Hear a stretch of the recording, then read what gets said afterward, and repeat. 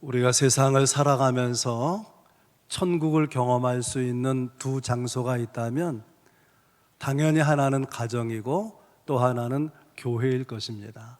이 땅을 살아가면서 지옥을 경험하는 두 장소가 있다면 역시 하나는 가정이고 하나는 교회일 것입니다. 사랑으로 하나 되면 가정도 교회도 천국을 경험하는 곳이 되는 것이고, 우리가 사랑을 잃어버리고 갈등하게 되면 가정에서도 교회에서도 지옥을 경험하게 될 것입니다. 바울 사도는 고린도라고 하는 지역에서 1년 반 18개월간 머물면서 복음을 전하고 교회를 세우고 성도들을 양육했습니다. 그리고 이제 그 고린도 교회를 떠나서 에베소라고 하는 곳에 가서 사역을 하는데, 어떤 사람들이 와서 고린도 교회가 분쟁하고 있다, 그런 소식을 전해주게 됩니다. 11절 말씀에 나와요. 내 형제들아, 글로의 지편으로 너희에 대한 말이 내게 들리니 곧 너희 가운데 분쟁이 있다는 것이라. 고린도 교회 멤버인 것 같아요. 이 글로에가 글로에의 가족인지 또 글로의 집의 종들인지 모르지만은 이 고린도 교회 상황이 너무나 지금 안타깝고 다급하니까는 바울이 있는 에베소까지, 에베소 고린도는요 다른 나라예요. 하나는 아시아고 하나는 유럽이거든요.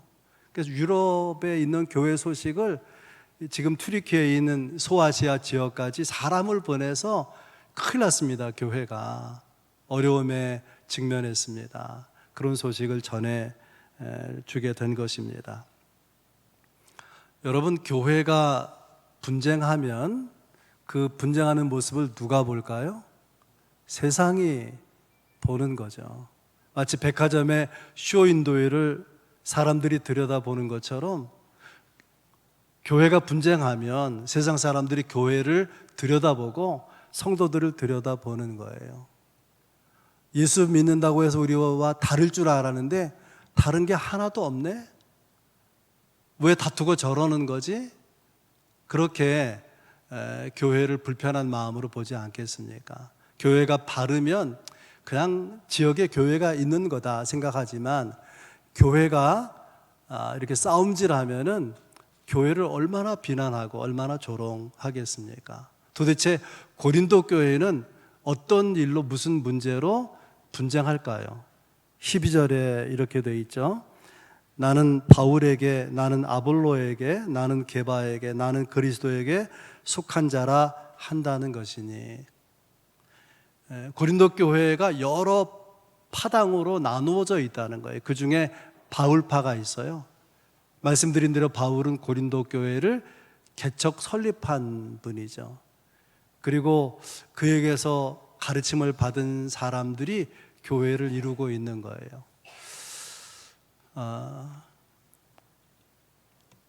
어떤 교인은요 이렇게 말합니다. 나는 바울 사도가 교회를 개척했을 때부터 교인이었어. 개척 멤버야. 여러분, 개척교회 멤버가 얼마나 자부심이 대단합니까? 그런 바울파라고 자부심을 가지고 모이는 사람들이 있었다는 거예요. 그런가 하면 아볼로파가 있어요. 바울이 고린도 사역을 끝내고 에베소로 떠나는데 그 교회에 아볼로가 담임 목사로 부임한 것입니다. 이 아볼로는 알렉산드리아 출신이거든요. 굉장히 학문이 높고 그리고 성경에 능통하고 언변이 뛰어난 사람이에요.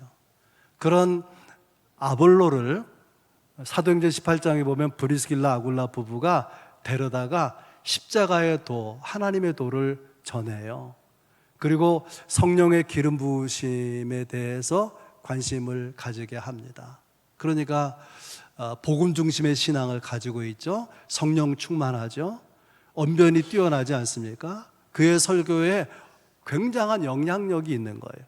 가장 설교 잘하는 목회자이고 체계적으로 성경 공부를 가르치고, 그러면서 교회가 급속도로 부흥했을 것이라고 여겨집니다.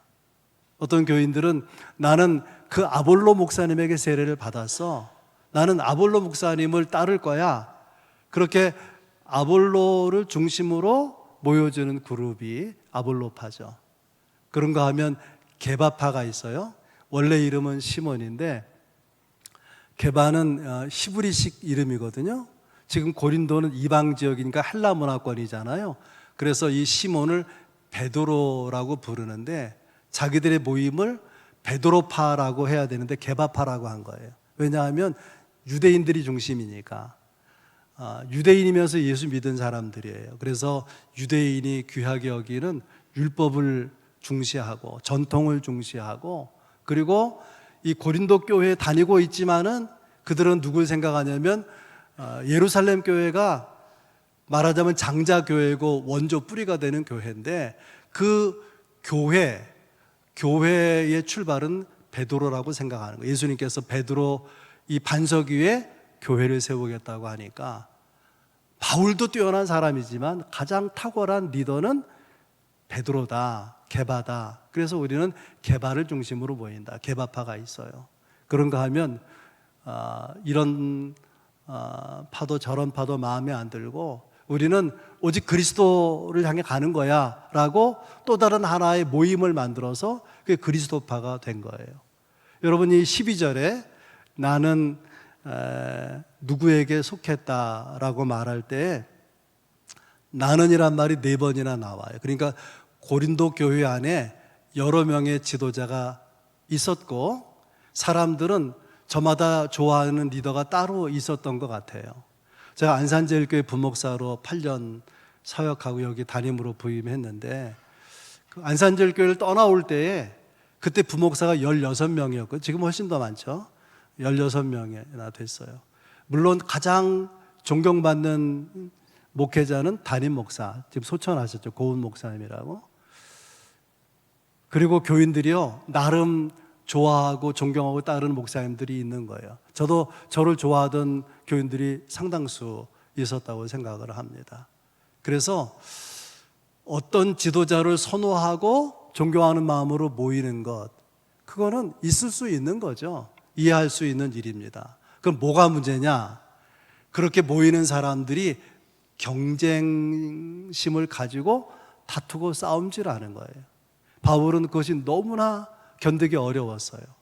바울이 생각하는 교회는 그리스도의 몸인데 그리스도의 몸을 찢어 놓는 것 같이 주의 몸된 교회가 여러 갈래로 나누어져 있으니까 그 마음이 견딜 수가 없어서 오늘 본문이 바울이 간절한 마음으로 권면하는 내용입니다. 10절이에요. 형제들아 내가 우리 주 예수 그리스도의 이름으로 너희를 권하노니. 이 10절 우리말 개역개정 성경에는 원문 헬라어의 단어가 하나 빠졌어요. 이제라고 하는 단어가 빠졌습니다. 이제. 그리고 권한다는 단어 파라칼로는 간청하다 그런 뜻이에요. 간절히 호소한다 그런 말. 설교 제목이 뭐예요? 간절한 호소. 바울이 이제 지금부터 간절한 호소를 하겠다고 말하고 오늘 본문이 이어지는 것입니다. 도대체 무엇을 간절히 호소하는 것이냐? 오늘 3가지 말씀 나누겠는데요. 첫째는 온전히 합하라. 두 번째는 중심을 바꾸라. 세 번째는 복음으로 살라. 온전히 합하라 하는 내용부터 살펴보면 10절 다시 보면 이렇게 되어 있어요. 모두가 같은 말을 하고 너희 가운데 분쟁이 없이 같은 마음과 같은 뜻으로 온전히 합하라. 이 분쟁이라는 스키스마라는 단어는 분열이라는 뜻이에요. 그러니까 분열하지 말고 간절한 마음으로 권하는데 제발 온전히 합하라 그렇게 말하는 거죠. 여러분 하나 되어야 하지만 하나 된다는 것, 한 마음 된다는 것은 참 어려운 것입니다. 어떤 때 마음이 안 맞는 그런 사람을 만나요. 성도 같은 교회 안에서 마음이 도대체가 안 맞는 거예요. 그래서 그 사람은 얼굴 보기도 싫어요. 그 사람과 그냥 마음에 안 드는 게 아니라 심각하게 다퉜어요. 주먹질한 것은 아니지만. 그래서 엄청 마음이 상해 있는데 그런 사람을 두고 온전히 마음을 하나로 합하라. 듣기 싫죠. 속에서 불편한 마음이 올라와요. 아니, 그런 인간하고 어떻게 잘 지내라고? 어떻게 하나가 되라고? 그게 가능하긴 해? 그런 생각이 올라올 때가 있는 거 아니겠습니까? 그러면 어떻게 온전히 하나가 되라고 하는 거냐? 어떻게 온전히 합하라고 하는 거냐? 본문에서 두 가지 방법을 발견할 수 있는데, 하나는 예수의 이름으로, 10절에 그렇게 되어 잘 보면, 형제들아 내가 우리 주 예수 그리스도의 이름으로 너희를 권한다. 예수 믿는 사람에게 예수 이름보다 더 귀한 게 있나요? 없죠.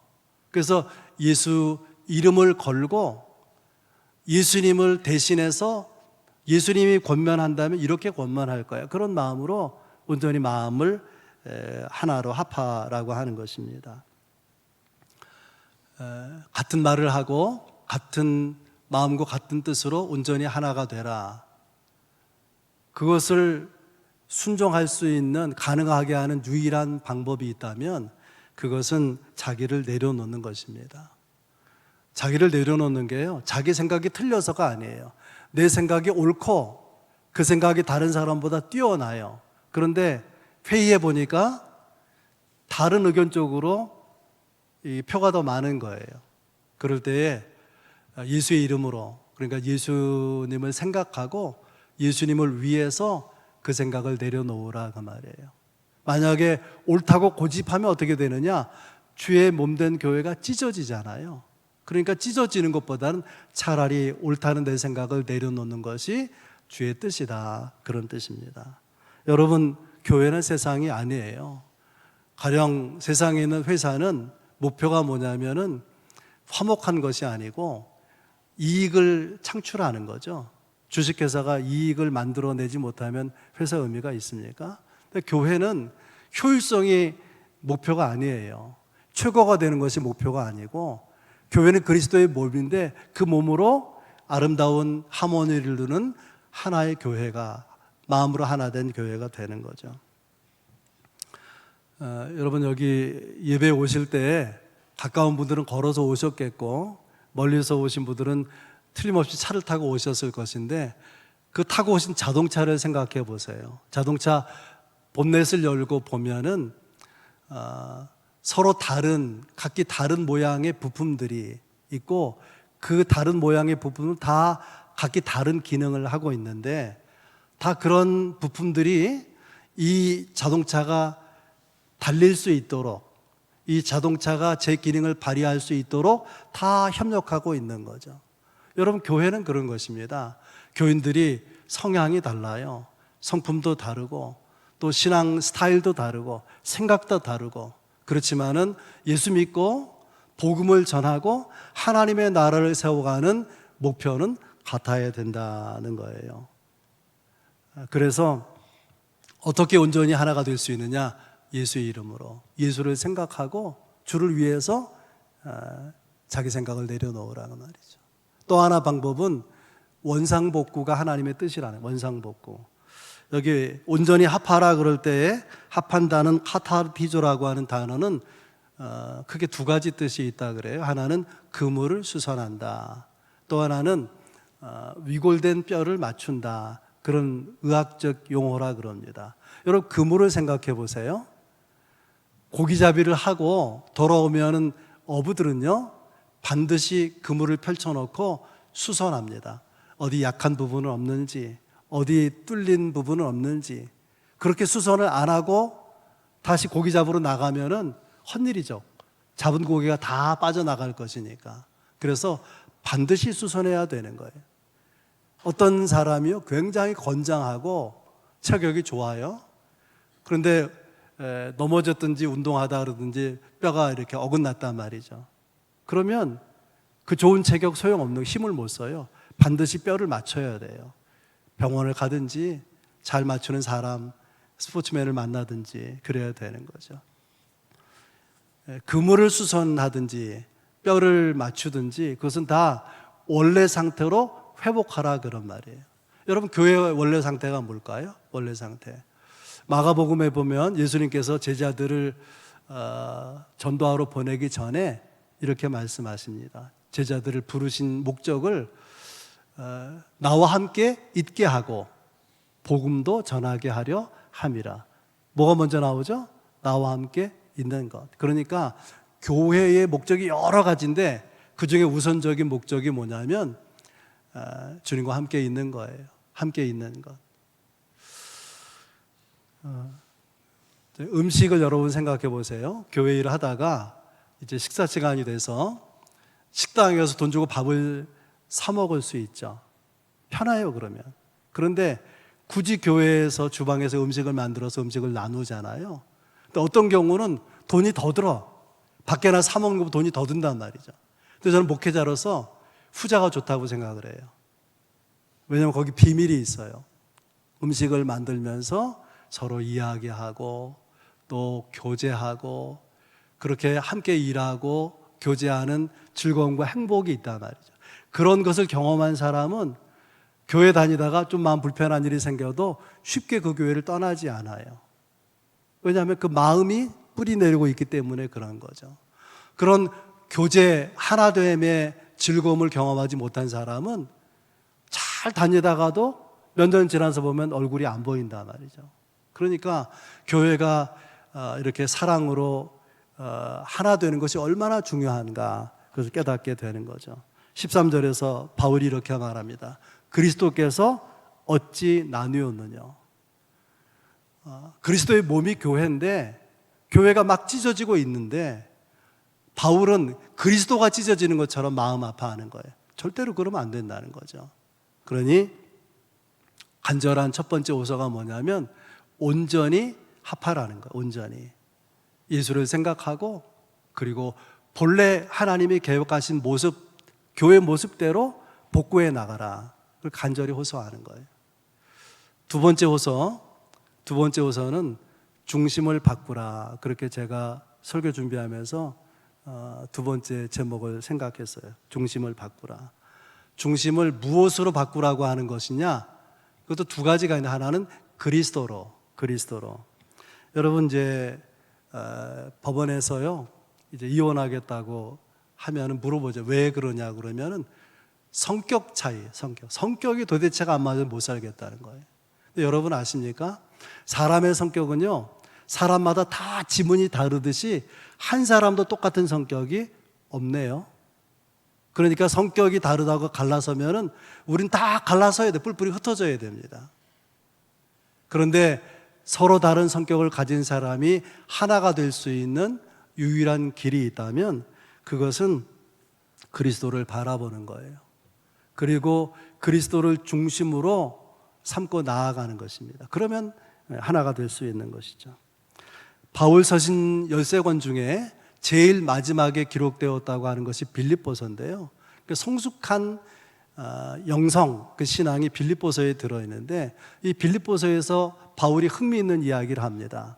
바울이 가만히 보니까 바울 외에도 전도하는 사람이 무수히 많이 있는데 두 종류가 있다는 거예요. 하나는 선한 마음으로 착한 의도를 가지고 열심히 복음을 전하는 사람이 있어요. 또 한편에서는 바울을 시기 질투하는 마음으로 열심히 복음을 전하는 사람이 있더라는 거예요. 그런 두 전도의 모습을 두고 바울이 내린 결론, 빌립보서 1장 18절입니다. 그러면 무엇이냐? 거칠어로 하나 참으로 하나 무슨 방도로 하든지 전파되는 것은 그리스도니 이로써 나는 기뻐하고 또한 기뻐하리라. 바울이 감옥에 갇힌 것을 보고 잘됐다. 이제 바울의 사역은 끝난 거다. 이제 우리가 우리 이름을 낼 수 있는 얼마나 좋은 기회냐. 열심히 복음을 전하자. 뭘 전해요? 복음을 전해요. 그리스도를. 바울은 그렇게 복음이 전해지는 것도 결국 그리스도를 전하는 것이니까 나는 기쁘다. 그렇게 바울이 말하는 것입니다. 이런 뜻이에요. 왜 고린도 교회는 그리스도를 중심으로 모이지 아니하고 그리스도를 증거하는 데 열심을 내지 아니하고 왜 세례를 주어서 자기 편을 만들고 파당을 만드는 것이냐, 그렇게 질책하는 것이죠. 14절에 그 얘기가 나와요. 나는 그리스도와 가이오 외에는 너희 중 아무에게도 내가 세례를 베풀지 아니한 것을 감사하노라. 우리 상식과 다르잖아요. 어느 교회가 세례를 많이 주어야 될 것 같은데 바울 사도는 세례를 두 사람에게만 준 것을 오히려 감사한다는 거예요. 두 사람에게만. 이유가 뭐냐면 세례를 주면서 파당을 만다니까, 자기 파당을 만들어서 그런 거예요. 바울이 세례 주었다는 그리스보는 고린도 지역의 회당장이에요. 바울 사역에 크게 협력한 인물이죠. 그래서 그에게 세례를 주었고, 가이오, 로마서 16장 23절에 보면 이 가이오를 바울이 이렇게 말합니다. 나와 온 교회를 돌보아주는 가이오. 바울의 전도사역, 복음사역을 열심히 도왔던 것 같아요. 옛날 성경에는 식주인 가이오라, 식주인, 먹는 거, 식주인. 그러니까 바울이 어떤 도시에 자기 집이 있는 게 아니잖아요. 그럼 어떤 신실한 성도가 우리 집에 와서 머물라고 방을 내주는 거예요. 숙소를 제공하죠. 뿐만 아니라 먹을 것도 챙겨주는 거예요. 그런 사람이 누구예요? 가이오. 이 가이오를 식주인이라, 나와 교회를 돌보던 사람이다. 그에게 세례를 주었다는 거예요. 이 두 사람 외에는 세례 준 사람이 없다. 난 그것을 하나님께 감사한다는 거예요. 그런데 두 사람밖에 없다고 말하고 당장 16절에 가면 스데반의 집 사람에게 세례를 주었다, 그런 이야기를 합니다. 왜 이랬다 저랬다 그러는 거지? 그런 생각이 들잖아요. 스데바나는 어디에 사냐면 에베소에 살아요. 지금 바울은 에베소에 있어요. 그래서 지금 에베소 지역에서 내가 세례 준 사람으로는 스데바나 집 사람 외에는 아무도 생각이 나지 않고, 고린도 교회, 내가 개척하고 목회했던 고린도 교회에는 그리스보라는 회당장하고 그리고 가이오, 이렇게 숙소를 제공하고 음식으로 이렇게 대접하며 주의를 섬겼던 두 사람밖에 세례 준 사람이 없다는 거예요. 그것을 하나님께 감사한다. 바울이 그렇게 말하는 이유가 뭘까요? 여러분, 세례는요, 마태복음 28장에 보면 여러분이 아는 유명한 구절이 나와요. 모든 족속으로 제자를 삼아 아버지와 아들과 성령의 이름으로 세례를 주고, 그 세례가 뭐하고 연결되어 있어요? 제자 삼는 것. 그러니까 세례를 주는 목적은 그리스도의 제자를 삼는 것인데, 고린도 교회의 리더들은 세례를 주어가지고 자기 파당을 만드는 거예요. 그래서 나는 세례 주지 않은 걸 감사한다. 일부러 세례 주지 않았다는 거예요. 파당을 만들기 싫어서. 여러분, 우리가 주일할 때 그 주일이 아무리 훌륭하고 아무리 귀한 일이라고 할지라도 그리스도가 중심이 되지 아니하고 사역이 중심이 되거나 또 사역자가 중심이 되면 작은 것 가지고도 교회가 싸움질할 수 있어요. 다툴 수가 있다, 그런 말이에요. 반드시 그리스도가 중심이고 반드시 그리스도가 목표여야 되는 거예요. 그리하면 서로 성격이 다르고 생각이 달라도 그건 다양성으로 나타나죠. 오히려 교회의 풍성한 사역을 만드는 그런 베이스가 될 것입니다. 그래서 바울 사도 간절히 호소하는 거예요. 중심을 바꾸라. 무엇으로? 그리스도로 바꾸라는 거예요. 두 번째는 중심을 바꾸라. 무엇으로 바꾸냐면 복음으로 바꾸라는 것입니다. 17절에 나와요. 그리스도께서 나를 보내심은 세례를 베풀게 하려 하심이 아니요 오직 복음을 전하게 하려 하심이라. 이 말씀을 피상적으로 읽으면 세례는 비교적 가치가 떨어지는 것이고 복음 전하는 게 가장 귀한 가치다. 바울은 그렇게 말하는 게 아니에요. 바울은 세례의 본질을 생각하고 있어요. 여러분, 세례의 본질 생각해 보세요. 세례가 뭔지. 이스라엘 백성이 애굽에서 구원받고 광야를 지나서 가나안 땅으로 이제 가는 노정을 가지고 있는데, 애굽에서 나왔을 때에 문제는 뒤에서 애굽 군대가 추격해오고 앞에는 홍해 바다가 가로놓여져 있습니다. 그러니까 꼼짝없이 죽게 생겼어요. 하나님이 기적을 베푸셔서 홍해 바다를 쫙 가르시고 마른 땅처럼 이스라엘 백성을 건너게 하잖아요. 그랬더니 백성들이 다 건너고 나자 홍해 바다가 다시 합쳐지는 거예요. 뭘 의미하는 거냐면 다시는 이스라엘 백성들이 홍해 바다 이전으로 돌아가지 못하게 된 거예요. 다시 애굽으로 돌아가지 못하게 된 것. 그것을 바울 사도는 세례의 개념으로 이해해요. 바다의 세례, 홍해 바다의 세례. 그래서 이제는 애굽에 속한 자, 바로에 속한 자가 아니라 하나님에게 속한 자, 구원받은 자, 그 길로 나아가라 그 말이죠. 우리가 예수 믿고 죄사함 받고 구원받지 않았습니까? 그래서 우리는 죄의 강을 건넌 거예요. 죽음의 강을, 지옥의 강을 건넌 거죠. 다시는 그 이전으로 돌아가서는 안 된다. 그것이 세례인 거예요. 그러니까 세례는요, 교회에서 약식으로 우리는 물 세례를 주잖아요. 침례교는 몸을 잠겨서 받는 세례를 하는데, 그렇게 잠기든지 약식으로 하든지 세례 형식이 중요한 것이 아니라 세례는 옛사람이 죽고 새 사람으로 거듭나는 거예요. 다시는 옛사람으로 돌아가지 않는 거기에 세례의 의미가 있다는 거죠. 그렇게 옛사람에서 그리스도의 새 사람으로 바뀌는 것은 세례 주는 형식으로 되는 것이 아니라 복음으로만 가능하다. 그래서 바울 사도가 말하는 거예요. 주께서 나를 보내신 것은 세례 주라고 보낸 것이 아니라 복음을 전하라고. 사람을 바꾸는 것은 복음뿐이기 때문에 복음에 관심을 가지고 복음을 전하라고 나를 보내신 것이다. 그렇게 말하는 것이죠. 아무튼 바울이 간절히 호소하는 것, 중심을 바꾸라는 거예요. 무엇으로요? 그리스도로. 무엇으로? 복음으로. 여러분의 중심은 어디에 있습니까? 무엇을 향해 있습니까? 그리스도입니까? 복음입니까? 그렇지 않다면 빨리 바꾸셔야 돼요. 아멘. 세 번째는, 간절히 호소하는 세 번째 내용은 복음으로 살라는 거예요. 결론을 오늘 본문 17절에 이렇게 말합니다. 말의 지혜로 하지 아니함은 그리스도의 십자가가 헛되지 않게 하려 함이라. 말의 지혜와 십자가를 이렇게 대비해서 설명하고 있어요. 말의 지혜는 뭐냐면, 당시 고린도 지역의 헬라 문화권에서는 말 잘하는 것이 인기가 있었어요. 철학이 발달하고 수사학, 글을 쓰거나 말을 하거나 그걸 잘 이렇게 설득력 있는 언변, 그것을 중요하게 여겨서 어떤 가정에서는요, 돈 주고 웅변을 잘하는 사람을 사서 개인 교습을 받아요. 그런 사람을 매력 있게 여기는 사회이기 때문에 그런 거죠. 근데 바울은 내가 복음을 전하는데 그것은 말의 지혜로, 그냥 말로 복음을 전하는 것이 아니라 내가 복음을 전하는 목적은 십자가가 헛되지 않게 하려는 것이라, 그렇게 말하죠. 여러분, 십자가가 뭘까요? 십자가는 그 안에 두 가지가 들어있죠. 내가 옛사람이 죽는 거예요.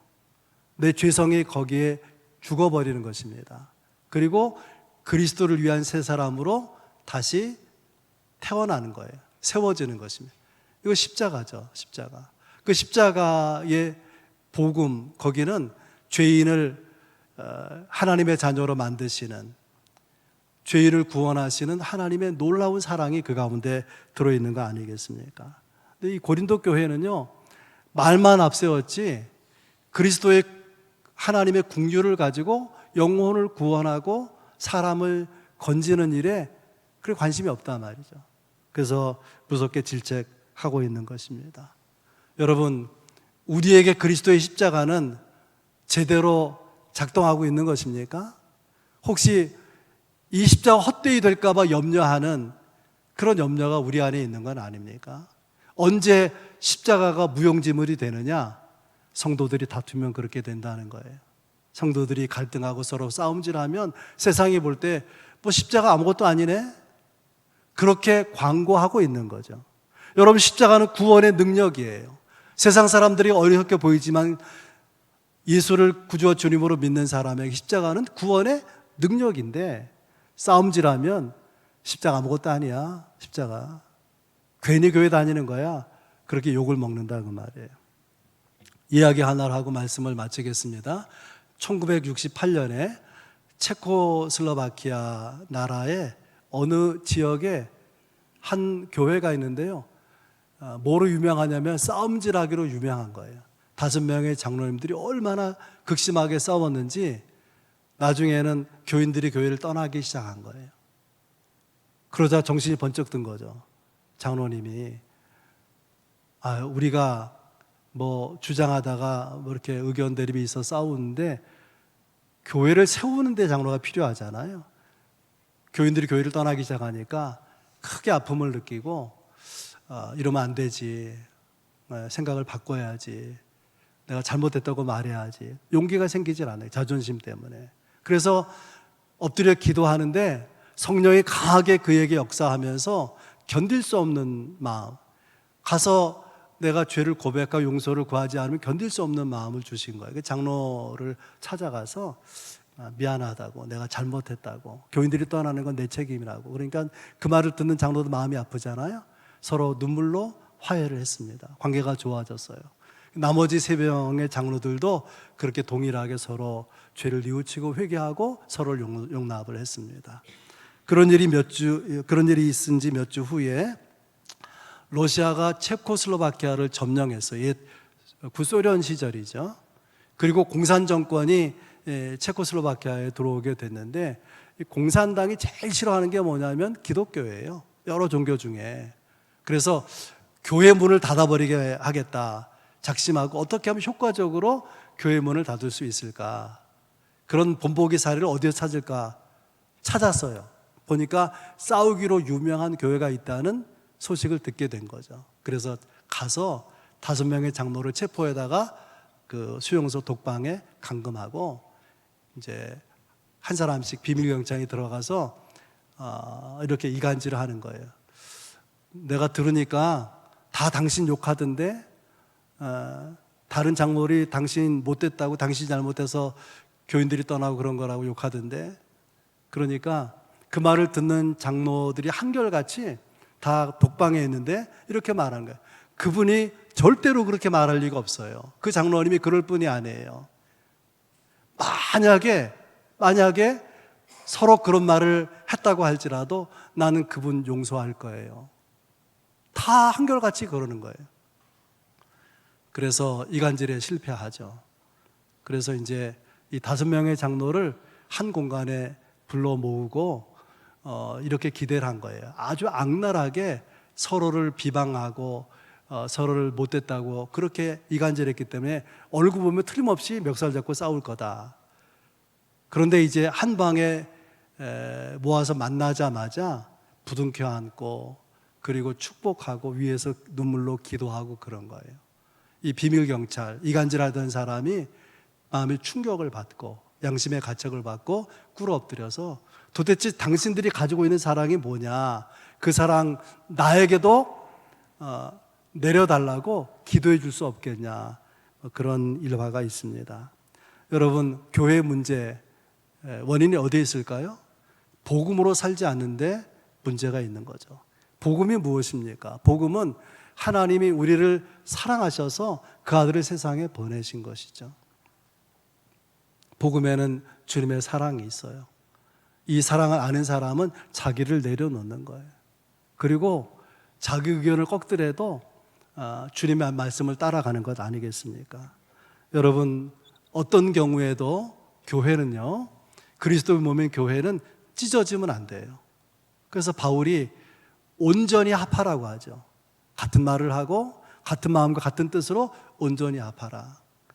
여러분, 우리가 몸담은 교회가 그리스도 몸이 찢어지는 교회가 되지 아니하고 온전히 하나가 될 수 있는, 그리스도 하나님의 사랑을 보일 수 있는 그런 교회로 나아갈 수 있도록 여러분들이 신앙으로 응답해 갈 수 있길 주의 이름 축복합니다. 좋으신 하나님,